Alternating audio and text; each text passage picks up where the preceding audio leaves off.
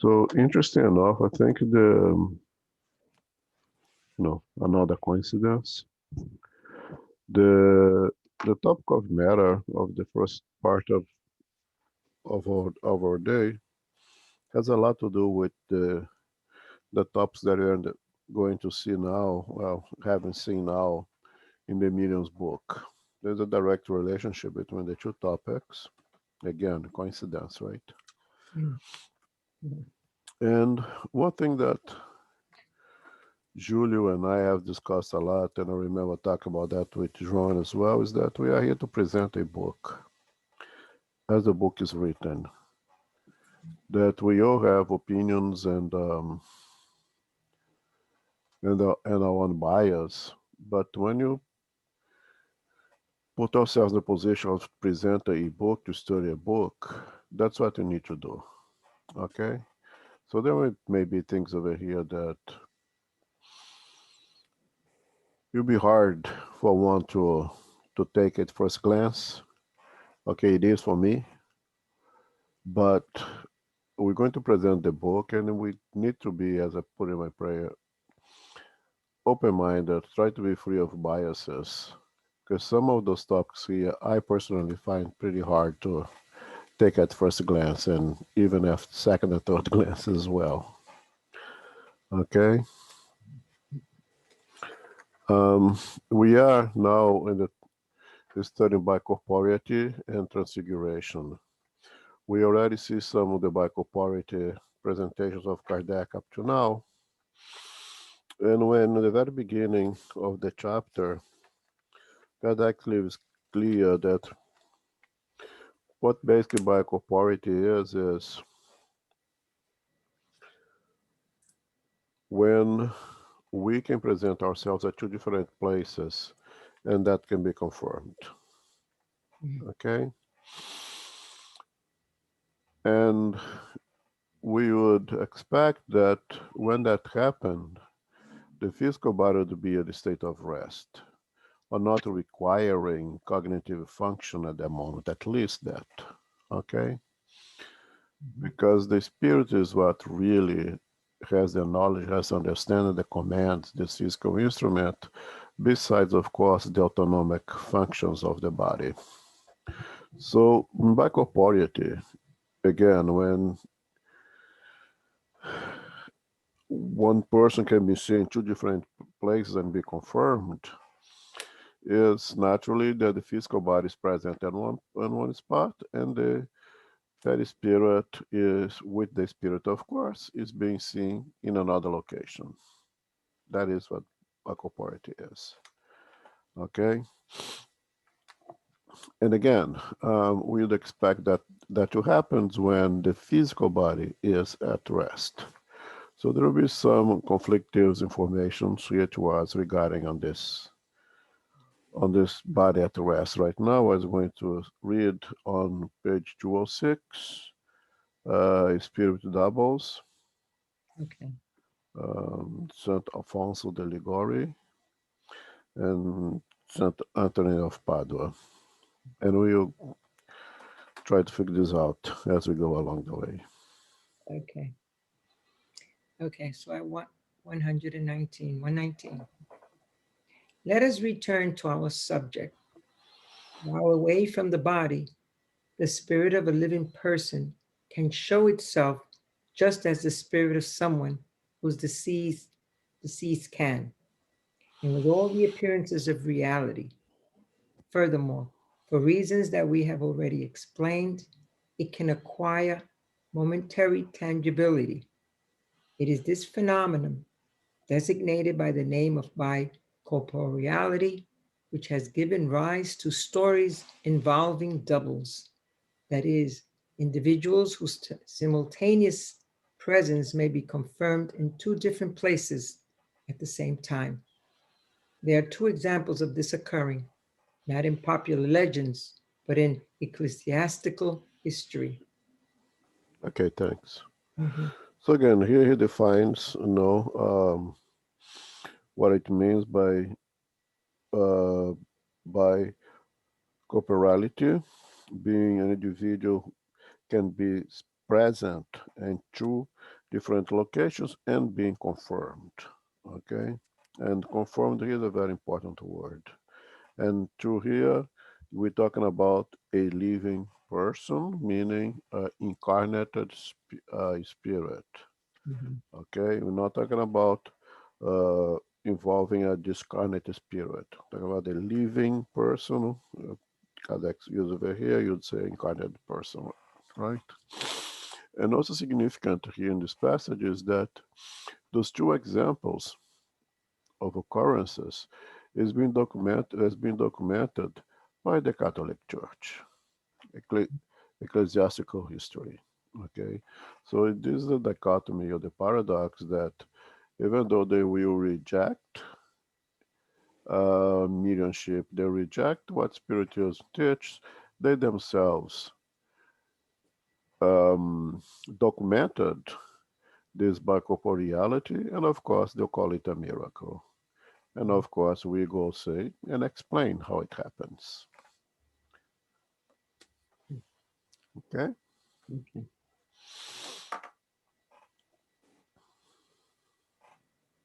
Saint Alfonso of Liguori was canonized before the time normally required for having shown himself simultaneously in two different places, which was regarded as a miracle.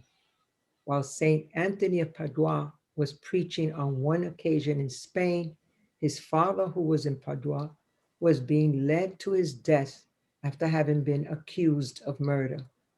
Saint Anthony appeared at that moment, proved his father's innocence, and made known the identity of the true criminal who was later put to death. It was proven that at the time, St. Anthony had not left Spain. Mm. When Uh, we, okay, yeah. Okay. So one thing over here that you already know, you start to throw some, Mm. put out some, you know, curveball to us over here is that according to this reading over here, Saint Antonio de Padua was preaching on an occasion and was seeing defend his father in a different location. So with that, it tells us that the body was active. If that way it really happened, it's telling here the his physical body was at work preaching, and at the same time he was defending his father in another location. Okay. Mm. Okay. When we evoked St. Alfonso and questioned him about this incident, he provided us with the following answers. Would you be willing to give us an explanation for this phenomenon? Yes, when humans have completely dematerialized themselves through their virtue and have lifted their soul toward God, they can appear in two places at the same time. Here is how the incarnate spirit, sensing the approach of sleep, can ask God permission to go somewhere. The spirit or soul, if you wish, then abandons the body along with a portion of its perispirit and leaves the coarse matter behind in a state that resembles death. I say resembles death because the body remains connected to the perispirit and the soul to matter by a link that cannot be defined. The perispirit then appears in the desired place. I believe that that is everything you will want to know. True? But that does not give us an explanation for the visibility and the tangibility of the perispirit, does it? Since it is detached from matter, and depending on how highly evolved it is, the spirit can become tangible. Three, is the sleep of the body indispensable for the spirit to be able to appear in other places? The soul can split itself whenever it feels attached to a place different from where the body is. The body does not have to be asleep, although in that case it is quite rare. However, at such a time, it is not a perfectly normal state.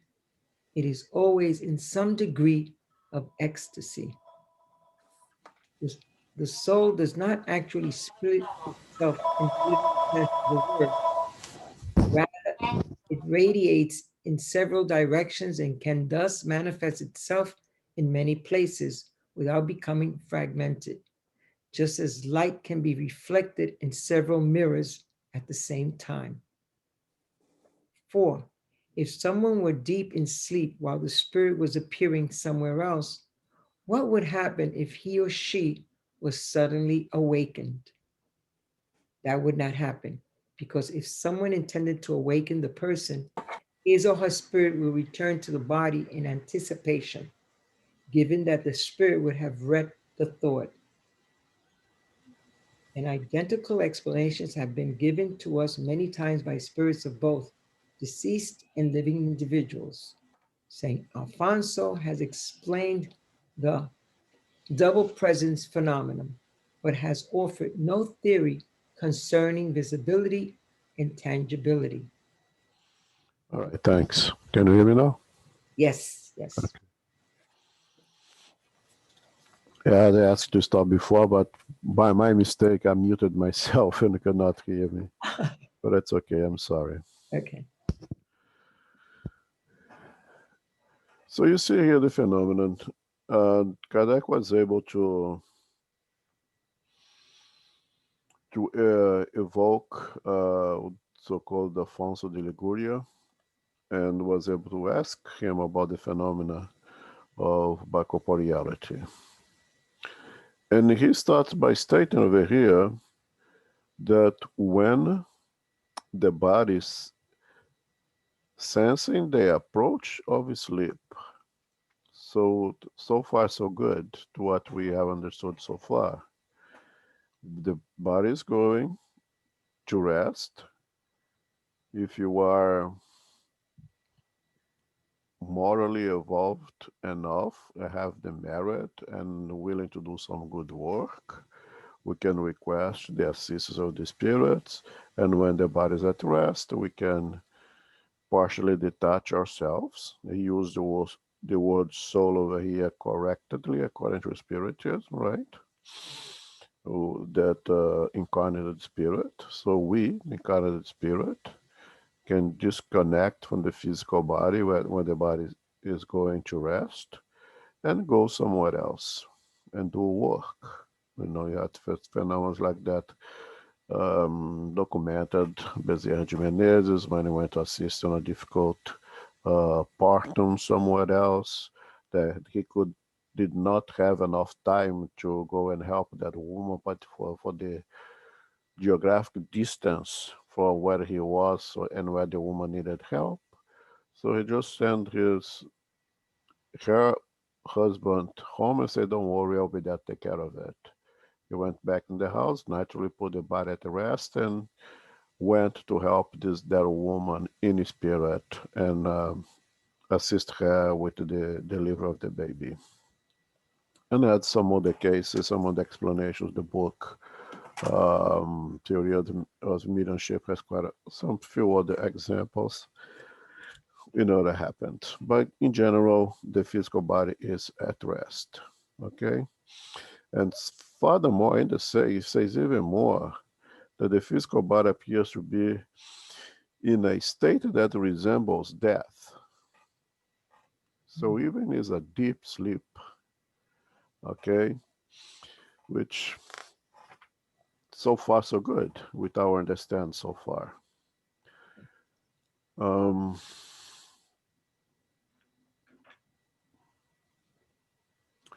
The tangibility we're gonna go see soon. I'm gonna kind of leave that for later. But then comes another curveball, right? Kardec asks, is the sleep of the body indispensable for the spirit to be able to appear at other place? And I have to know the word indispensable is a very important word, right? And his answer is that the soul can split itself whenever it feels attracted to a place different from where the body is. The body does not have to be asleep, although in that case it's quite rare, however. At such a time, it's not in a perfect normal state. It is always in some degree of ecstasy. Okay, so it's already something that is different from what you have spoke so far, or have I have spoke so far. That in order to the perispirit physical and the spirit to travel to somewhere else and leave the physical body behind, and the physical body to have to be um, at a state of rest. Okay, and he often said, no, don't have to be at sleep, but would have to be in some state of ecstasy, which is an altered state of consciousness. So it changes the way we used to say. No, we will continue to say the physical body must be at rest. The physical body would have to be not in need of cognitive functions, but not necessarily sleep as well, according to Alfonso. Now each one will take it as it is, but that's what he's presenting. And again, I'm presenting the book, not fully convinced, okay, but present the book as it is. That the body being in a state of ecstasy, an altered state of consciousness, perhaps in my understanding, not the requiring cognitive function, but is still not sleeping. This phenomenon of bi-corporeality is possible. Okay? And Kardec goes further and saying that the spirit may radiate and a kind of splitting itself, but not split itself physically, but being able to radiate its energies to two different points. It's almost like sharing itself to two different locations, two different parts, one to the physical body and one the soul proper acting somewhere else. Okay, that shared energy, so to say, would be able to keep the physical body at awakened state, and still the perispirit could travel somewhere. The same way that the sun is just one sun, but is able to radiate its light to the whole solar system, basically, right? Or the whole planet Earth. That's what we care about, right? Again, I'm presenting the book as it is. Questions, comments?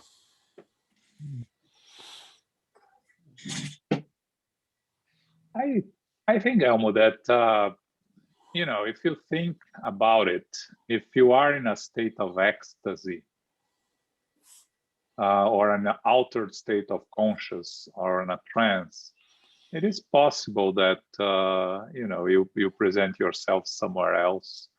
It's important to understand that you cannot really be at two different places, acting at two different places, but the necessity to be sleeping or I understand. I think I understand the concept, and I'm open to accept it. I do understand the concept. I,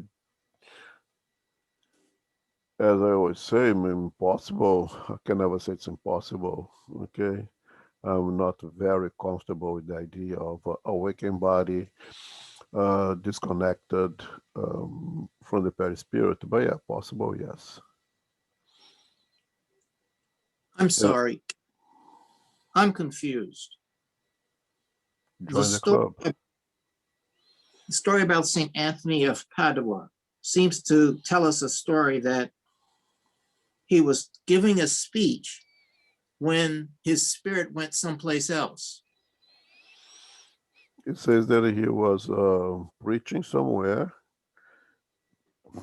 documented, and at the same time he was defending his father in another part of Spain. Which would say he was fully awake and active at the time his spirit went somewhere else. If indeed that's the way it happened, what it says here again, I mean, reading what it says here, it says over here that Anthony of Padua was preaching Yes. on one occasion in Spain. Right. His father was in Padua. Padua is Italy, right? Right. Somewhere in Italy. I believe Padua is Italy. Yeah, it is. Yeah. Yes, Padua is in Italy. So he was preaching in Padua. Spain, and his father's being Tried. being tried in Italy, and he was documented at the both places in awake state. He was preaching in Spain and defending his father in Italy. That's what it's saying here. Mhm.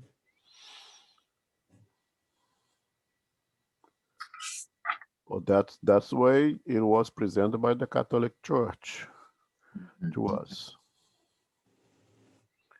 Yeah, I would question that he was actually preaching in Spain. I think that I do too. yeah, I think he may have been seen in Spain at the same time. And I remember at that time you could not travel by plane. You know, a travel from Spain to Italy would take a couple of days. So I'm sure that he was seen, and the time that he was defending his father, he must have been either asleep or maybe in a trance state. But I don't think that. I think that information is not correct. Yeah, so that's what I'm saying. I present the book as it's written, but now I have my questions, and personally, I agree with you that I find hard to imagine that he was in such a state of awakeness that he was able to preach somewhere and defend his father somewhere else with the two very eloquent cognitive functions at the same time. I thank you. I was just concerned that I was missing something. Yep. So Elmo, can you, if you can elaborate a little bit more on the part it says that, where is it? When you before you sleep, you ask to God to do the task, and then you're granted, and then you go somewhere to do whatever you are trying to accomplish. Because if that is possible, I know a lot of people that would love to do that too. To be in contact with loved ones and people in different countries, different places, but I'm not sure that's how it happens. So if you could elaborate a little bit more on that.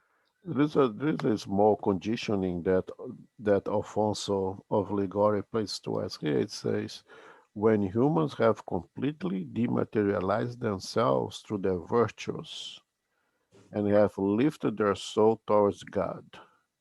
So it's a small detail of the conditioning here that perhaps, at least myself, I will need another 55 reincarnations before I reach that level. So as much as we want to be able to just pray to God and let me go somewhere, there is this little conditioning over here. When humans have completely dematerialized themselves through their virtues and have lifted their souls toward God. So we're talking about humans at saint level. That's what we're talking about here. I don't know what saints are, but when we're morally evolved, You take the example of Bezerra de Menezes, right? Bezerra de Menezes, that did not have to reincarnate on earth anymore. Yeah, elevated spirit, but not a saint. Saint in the sense of well, I don't define saint, right? Yeah, Saint. that's what I'm saying. I don't know what saints are, but morally evolved enough to have that merit and to use it towards something that really requires this to be done, like to save a fetus from death or a mother from death, something that is extremely important, and not I'm just gonna visit my mom because I miss her so much. You know. Wouldn't a spirit like that have the merit to have whoever high order spirit to accomplish that task? What do you mean? Why has to be the own person to do the job? I mean, let's say that, I don't know, Mother Teresa, let's put that way. I think she's evolved enough.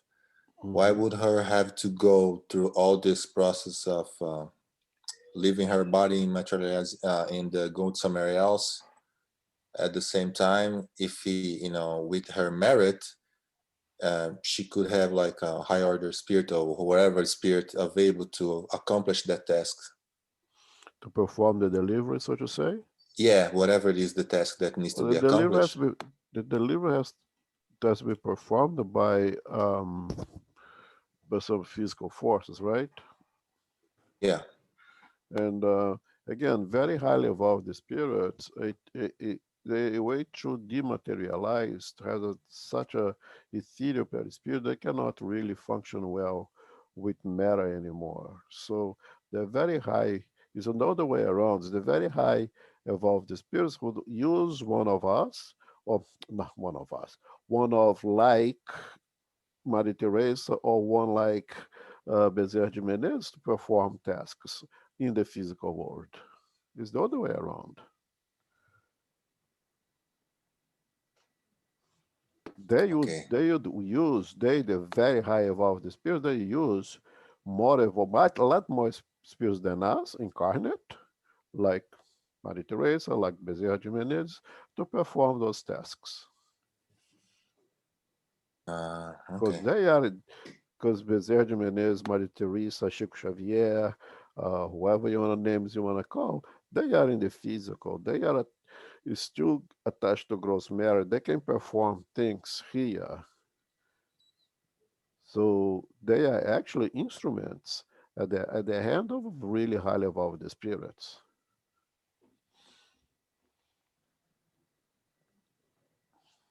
Okay. Thank you. Does that make sense? Yeah. Yeah. Now it clears up. Yeah.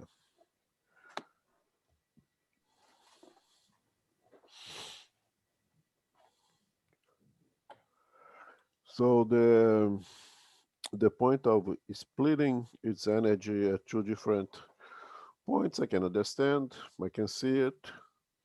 Um, I don't know if anybody's any question on that, because that is a little bit more complex as well.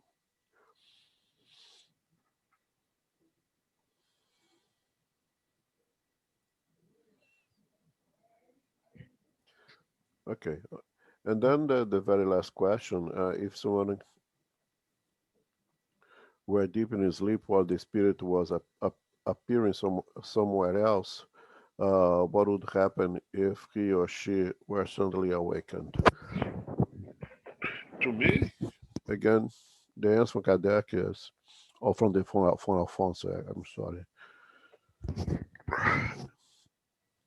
That would not happen because if someone intended to awaken the person, his or her spirit would return to the body in anticipation, given that the spirit would have read the thought. To me, Alfonso answered a different question that was actually asked. Kardec didn't ask if someone was going to awaken that person. Then the word would be corrected. The answer would be okay with me. Okay, but let's assume there was not a person who's going to awaken that resting body. Let's assume that that something was at danger at that moment. Let's say there was noise from animals or something. Would that body, or there was at any risk, the body would be at any kind of risk Okay. The house again, the example is last, the house next door was on fire, something like that. The spirit would sense the imminent danger of that body and will return immediately to that physical body. So the idea that the spirit would read someone's thought and awaken that person from a false, I'm sorry. I mean, if the soul is somewhere else doing some work, something else, I think the last thing you'll be doing is reading someone else's thought. But at the moment that the body is being touched, the body is being at any risk or anything like that, that's been documented, the spirit will return immediately to that physical body.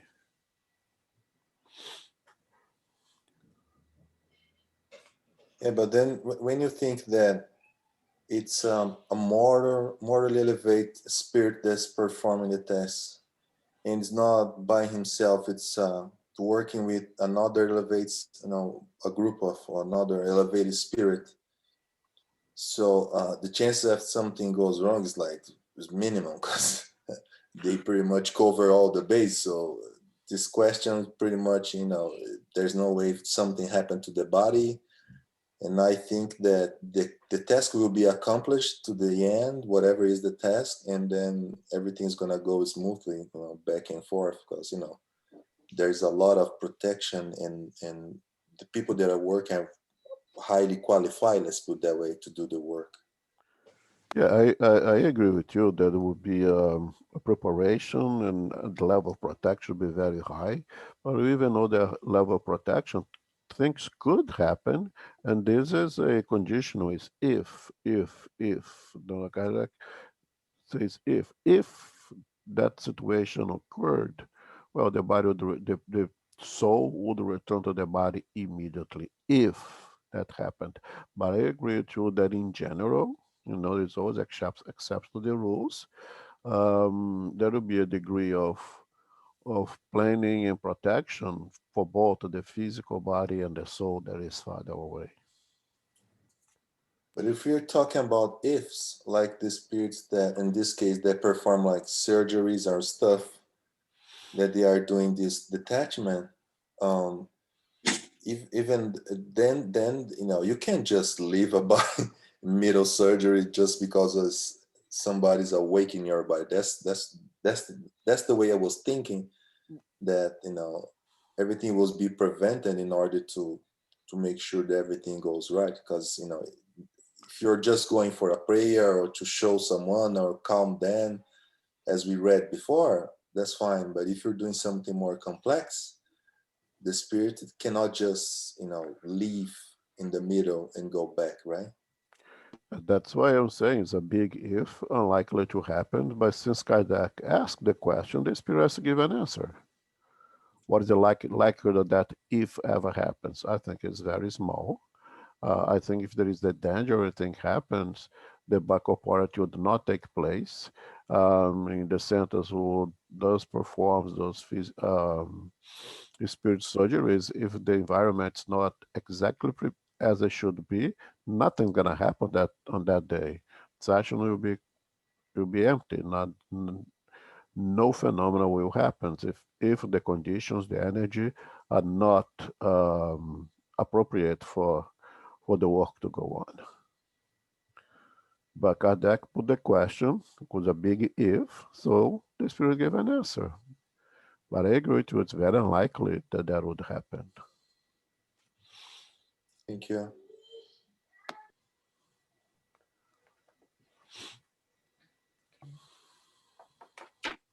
Okay. Okay. Thanks. Oh, one more thing. I mentioned the surgery and everything. So on when the spirit is performing the bicorporeal phenomena, it will be able to interact with actual physical matter, right? Yes. Okay.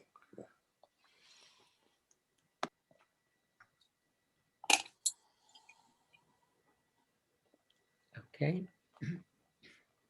120, that's patient. Taxitus, reports a similar case. Months that patient spent in Alexandria while awaiting the periodic return of the summer winds and the season in which the sea was safest, many wonders occurred that were regarded as heaven, displaying its protection and the interest of the gods in the prince. These wonders increased Vespasian's desire to visit the sacred dwelling place of the gods in order to consult them regarding the empire. He ordered the temple to be closed to everyone else. He then entered it and was completely attentive to what the oracle was about to proclaim. When he saw standing behind the oracle a highly important Egyptian named Besilat, whom he knew to be ill in a place several days away from Alexandria, Vespasian later asked the priests if Bessarians had come to the temple that day. He asked various pedestrians if they had seen him in the city, and he finally sent horsemen who returned to assure him that Basilas had in fact been 80 miles away at the time. Consequently, he no longer had any doubts that the vision was supernatural and that the name Basilas became an oracle to him. Okay. I'm sorry, thanks. So here's another case of bi-corporeality. In the case of Vespasian, who was one of the Roman emperors right after Christ, 60 to 70, I believe, of the Common Era. At the time he was in Alexandria with Egypt, waiting for the proper time to sell, so the time after waiting when the sea is propitious for selling, and it shows over here that those Romans, they have that spirituality as well, right? That the emperor was trying to consult with the oracles, things concerning of the empire, and asked to close a temple for him to go and have this powwow with the oracles. And there, when there was no one around because the temple was closed, no one could get in, he saw this Egyptian person, this Basilidius, that he knew was some 80 miles away and was quite ill, that was presented there. He did his investigation, sent his soldiers to go at the place where that person was supposed to be, and indeed, the person was there, this Basilides, which is another famous historic case of bi-corporeality.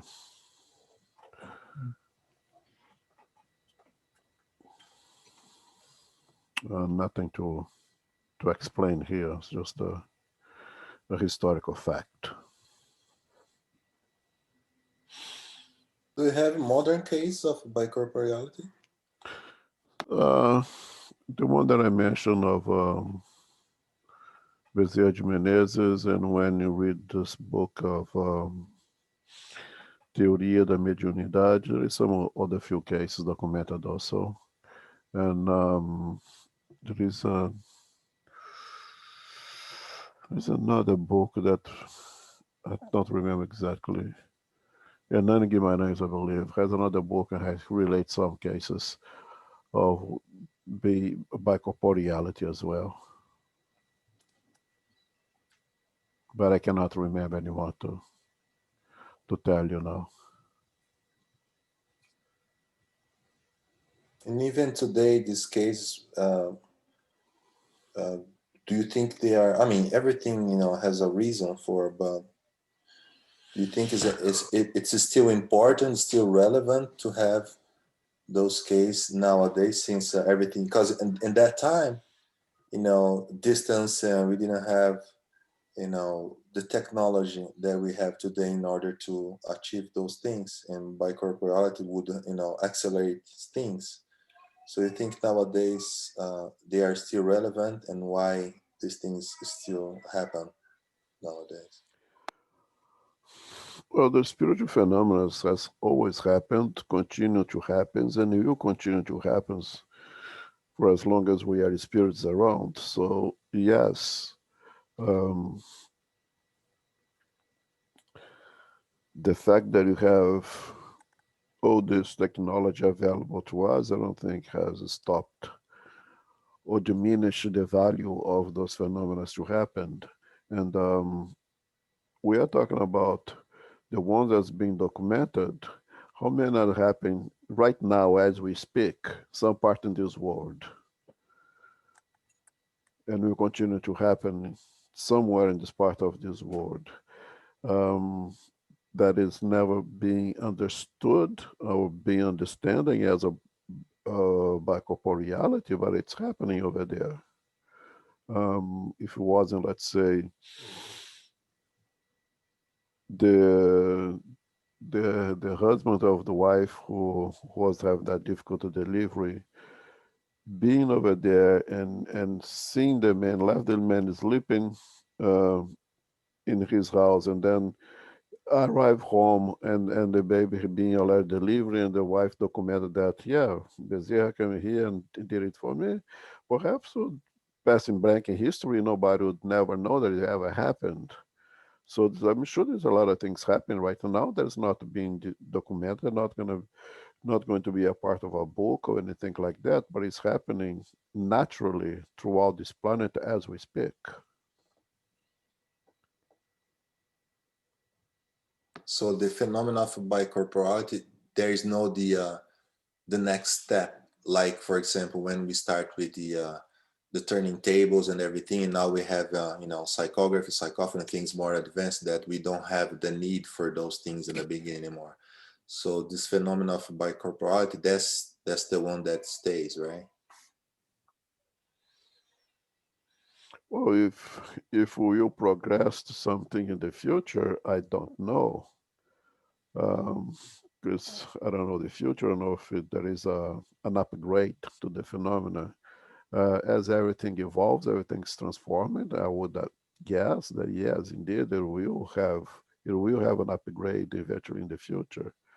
But what I'm saying is this: all those phenomena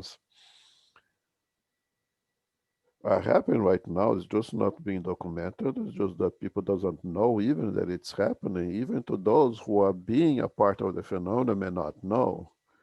There may be someone practicing bicorporeality right now and will wake up in the morning and say, wow, I have a strange dream that I was somewhere doing such and such thing. And indeed, that person was somewhere doing such and such thing, but not even understand the phenomenon itself. Thank you. Now, I'm not saying that it's a commonplace, it's happening all the time, because the spirit says it's rare. It's rare, but it happens. And there is needs for it to happen, it happens.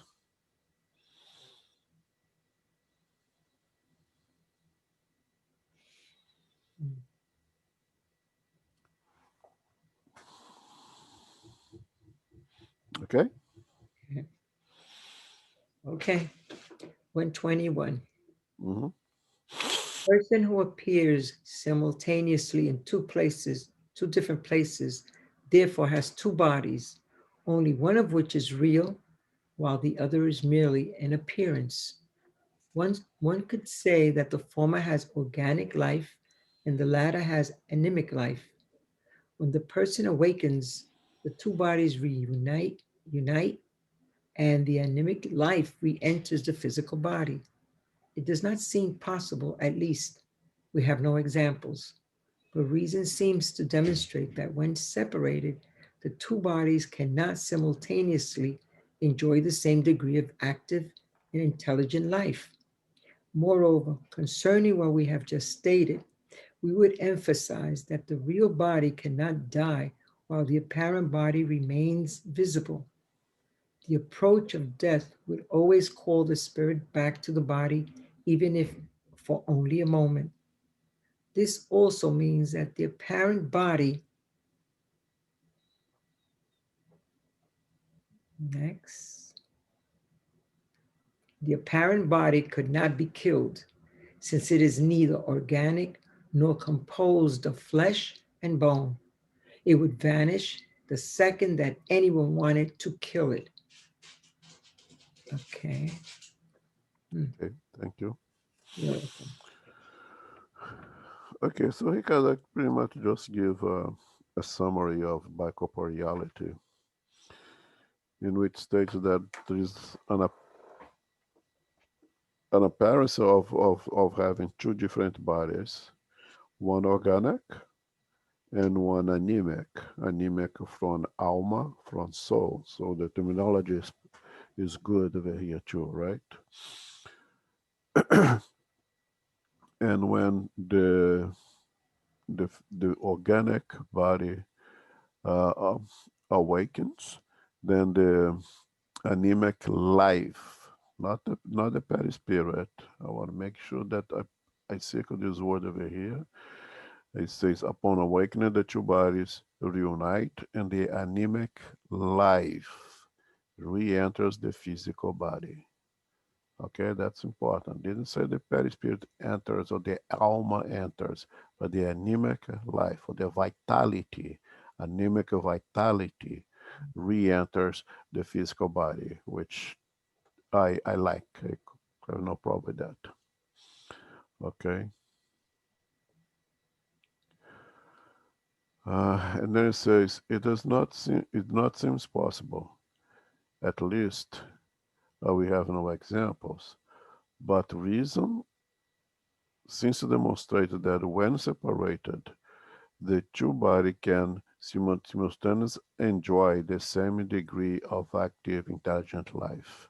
That to me is the problem over here, but Kardec puts over here. It seems kind of illogical to us, and we don't have examples, but Santo Antônio de Padre is an example that the two bodies had active and intelligent life.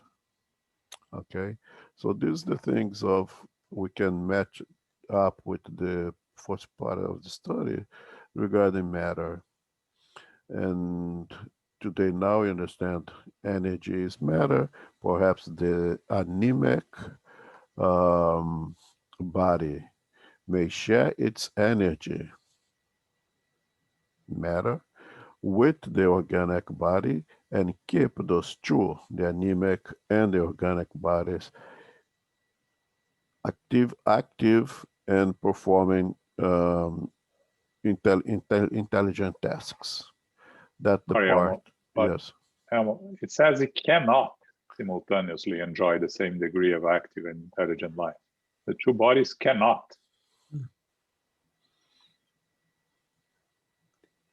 Mhm. Right. Isn't that what you have here? Yeah. No. Yeah. Okay, let's see here. Let's go back here. It does not seem possible. At least we have no examples, but reason seems to demonstrate that when separated, the two bodies can simultaneously enjoy the same degree of active. Cannot. Cannot, yeah. Not. That's what I don't have have here. I don't have the word not in mind. Oh, yeah. I don't have the word not let me, here. Let me look the word in French. I'm on the reading, one that I don't follow the screen. I follow my book, and I'm reading my book here. What page is your book? But reason seems to demonstrate that when separated, the two bodies can simultaneously enjoy the same degree of active and intelligent life.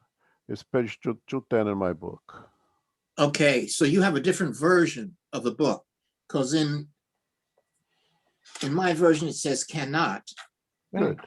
So now it makes it viewing better. So this should be cannot. You have? It does not. cannot. Yes. Yeah, that's why I was thinking. I was not understanding what you were saying, because I have cannot. Oh, here. Very good. That to I'm me looking. makes my life much easier now. How do we tell which version we have?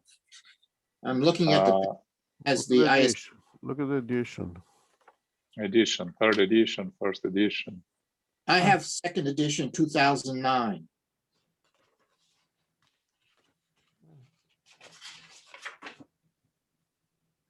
I have the third edition. I have the third edition. I don't know. Wow. Okay. Yeah, I'm reading the one in Portuguese here. It says can.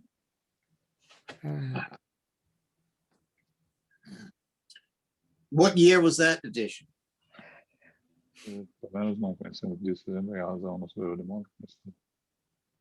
Oh yeah, it's the reading in Portuguese because it's convoluted, but it says it cannot.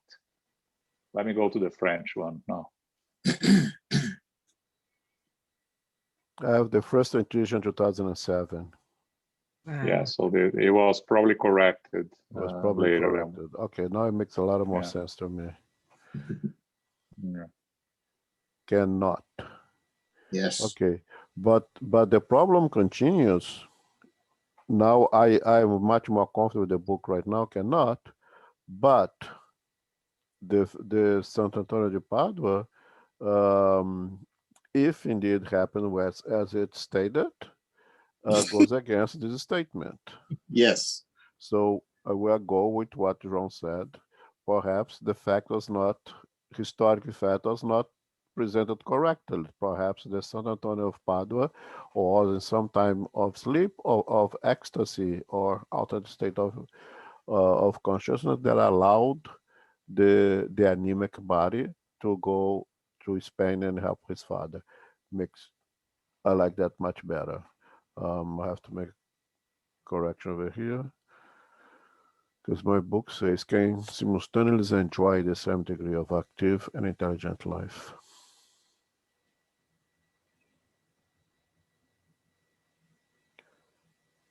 Okay, good. Now, another thing that I told over here that I had already said, a body not going to be killed while the spirit's not around.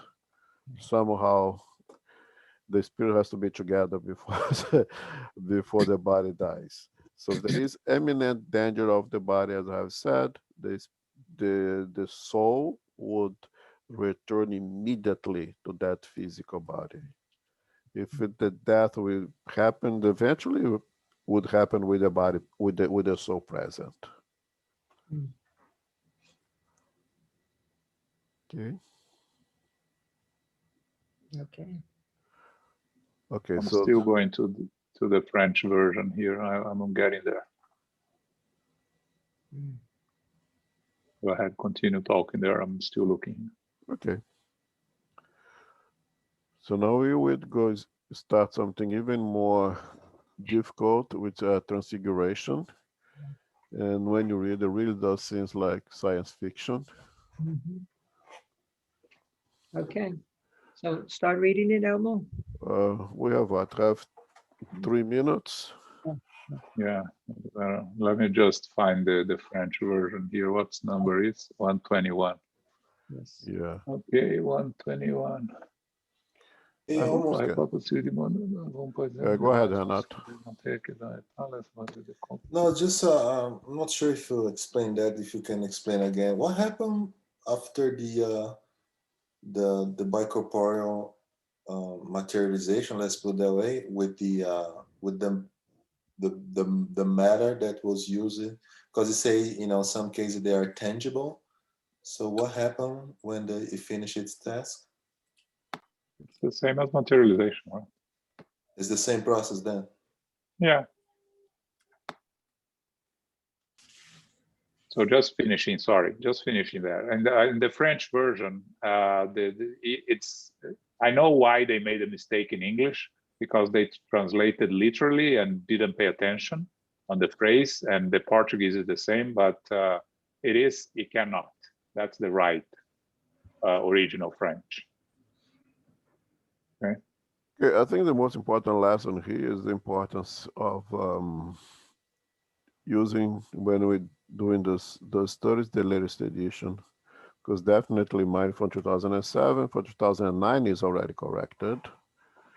Yeah. And that is the reason that we have to release new editions from time to time, because catch up those mistakes. This was a big mistake. I was struggling with this, but naturally the correction was made, and the little word, the three-letter word of "they're not" makes it change the whole thing completely.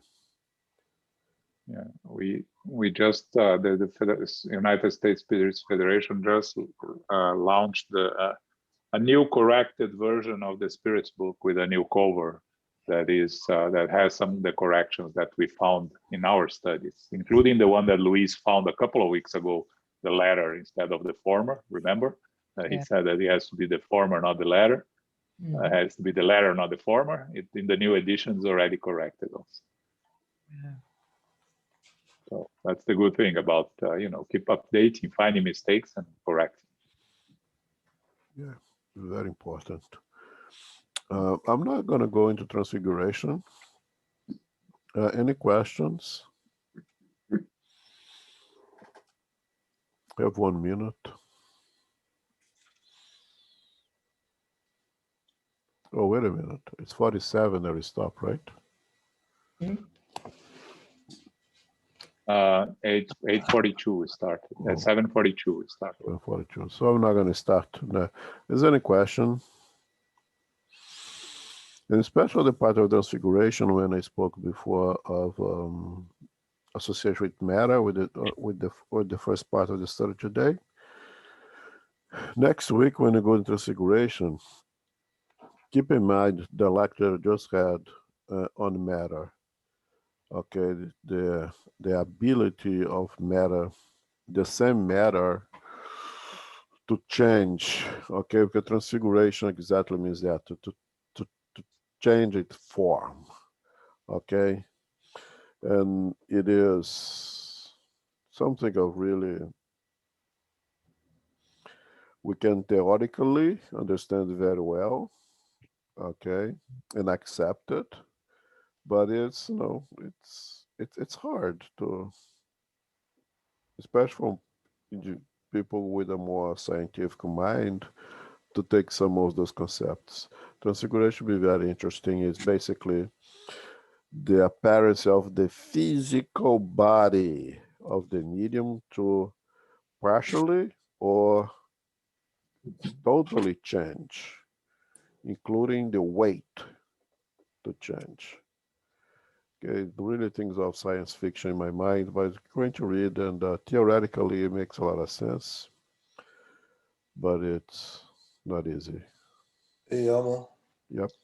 Yeah, I was gonna ask João, but we run out of time in the first section. Since Spiritism is a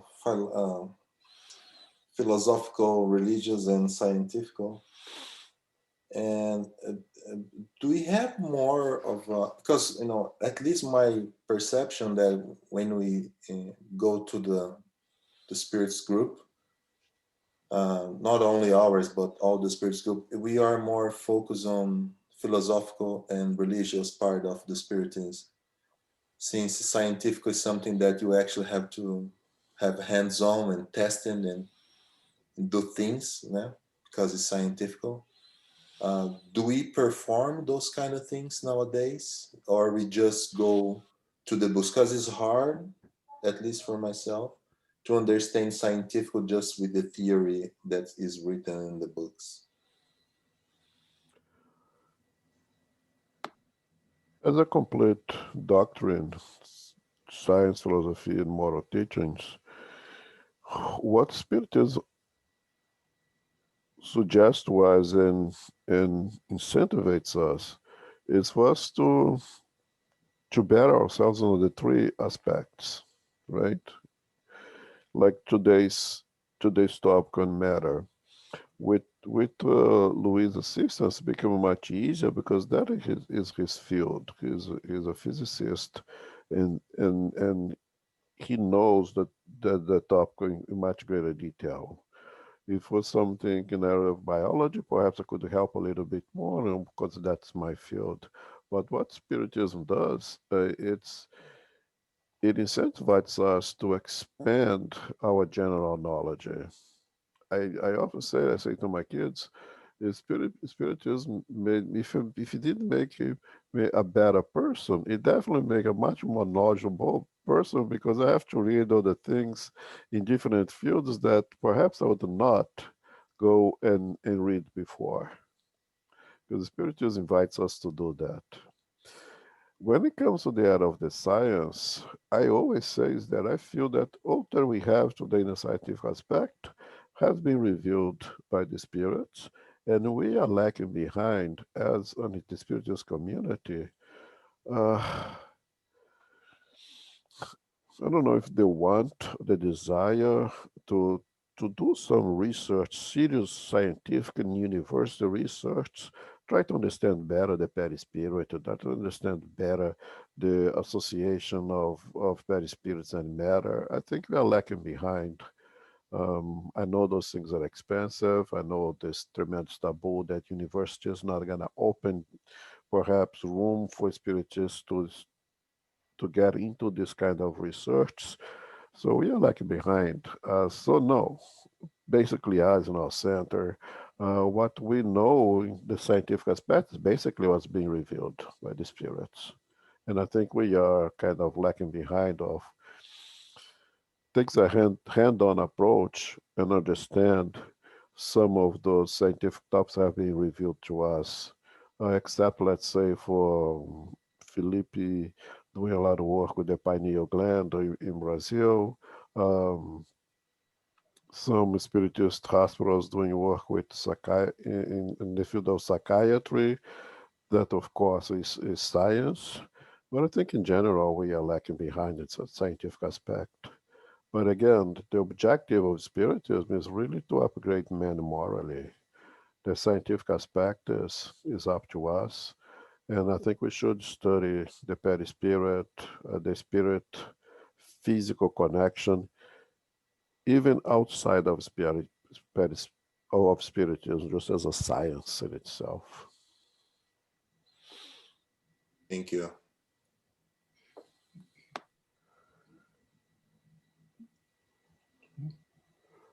Okay?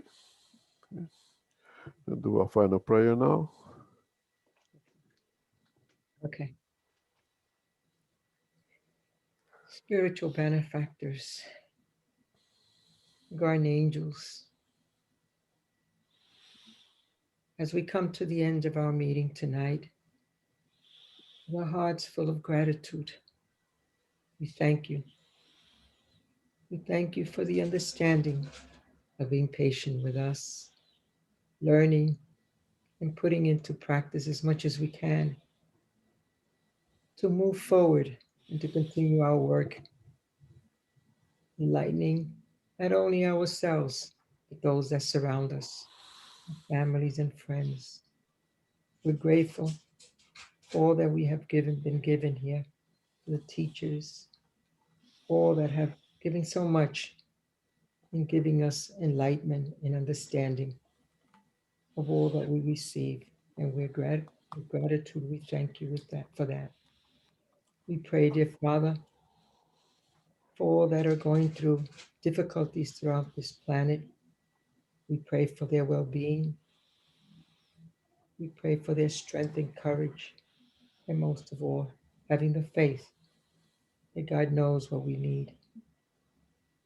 We thank you for all. We ask as we come again next week to be able to focus and be ready for our teachings as always. We ask for the protection of our teachers, our brothers and sisters that are here, all that are in need throughout this land. And we continue to be gathered together through prayers, faith, and understanding. And with that in mind, dear Lord, we ask permission to close our meeting tonight. So be it.